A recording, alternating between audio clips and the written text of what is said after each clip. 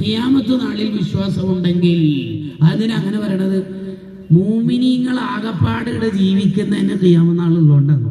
അല്ലെങ്കിൽ ഈ പൈരാക്ക് തഹജ്ജുദിന് എണീക്കണം, അല്ലെങ്കിൽ പല കളിയാക്കലുകളും സഹിക്കണം, അല്ലെങ്കിൽ പല ട്രോളുകളും ഇവിടെ താങ്ങണം. നമ്മൾ ആരെയും ഒന്നും ചെയ്യാതെ ആരോടും പരിഹാസഭാവമില്ലാതെ ഈ കഷ്ടപ്പെട്ട് ഇബാദത്ത് ചെയ്യുന്നതും ആര് കളിയാക്കിയാലും നമ്മൾ തിരിച്ച് കളിയാക്കാതിരിക്കുന്നതൊക്കെ കാരണം എന്താ?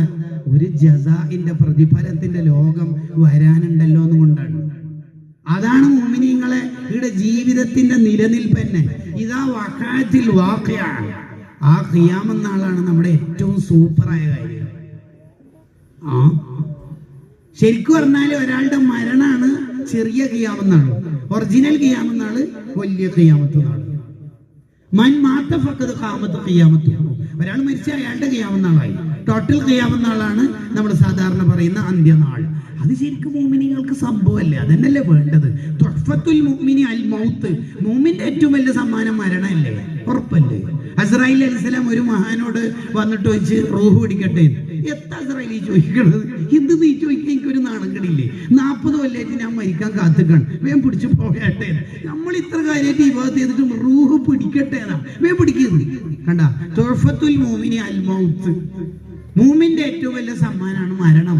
കാരണം മൻ അഹബ്ബ ലിഖാ അല്ലാഹി അഹബ്ബ അല്ലാഹു ലിഖാഅഹു, ഒരാൾക്ക് അല്ലാഹനെ കാണാൻ മുട്ടിയാല് അല്ലാഹു മുട്ടും. ഓനെ കാണണല്ല നമ്മളെ ഉമ്മാമനെ കുറിച്ച് ഉപ്പാപ്പനെ കുറിച്ചൊക്കെ പറയണത്. എനിക്കിപ്പോ ഓർമ്മ വരുന്നത്, എന്റെ ഉമ്മാമ മരിക്കണതിന്റെ ഒരു 2 ആഴ്ച മുമ്പ് ഒരു മസല എന്നോട് ചോദിച്ചിരുന്നു. ആ ചോദ്യത്തിന്റെ ഉത്തരമൊക്കെ എനിക്കറിയാം, പക്ഷെ ഉത്തരം പറയാൻ എനിക്കൊരു നാണക്കടയായോണ്ട് എനിക്കൊരു ചമ്മല്. ഉമ്മാമ ചോദിച്ച ചോദ്യം ഇങ്ങനെയാണ്. ഉമ്മാമ മരിക്കുമ്പോ 83 വയസ്സായിരുന്നു.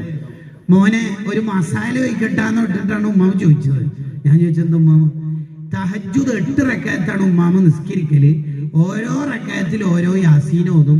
ഇപ്പൊ മുട്ടിന് തീരെ വയ്യ, നിൽക്കാനൊട്ട് കഴിയുന്നില്ല, ഇരിക്കാനാണെങ്കിൽ നാണക്കേട്. അള്ളാന്റെ മുമ്പിൽ ഇരിക്കുന്നിട്ട് നിസ്കരിക്കുമ്പോ ഒരു നാണക്കേടല്ലേ? അതുകൊണ്ട് 2 റക്അത്ത് കൂടിയിട്ട് ഒരു യാസീൻ ഓതിയാ മതിയാണ്. അപ്പോ 8 റക്അത്തിൽ 4 യാസീനേ ഉള്ളൂ. അതിനെന്തേലും പ്രശ്നമുണ്ട്? അതിന്റെ മസാല എന്താന്നാ ചോദിക്കുന്നത്. ഇത്തരം മനുഷ്യന്മാരെ കുറിച്ചാണ് പറയുന്നത്.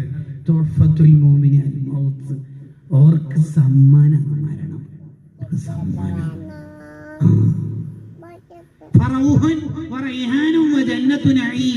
മലക്കള് ബിഫോർ ടൈം വരും അവരെടുത്ത്.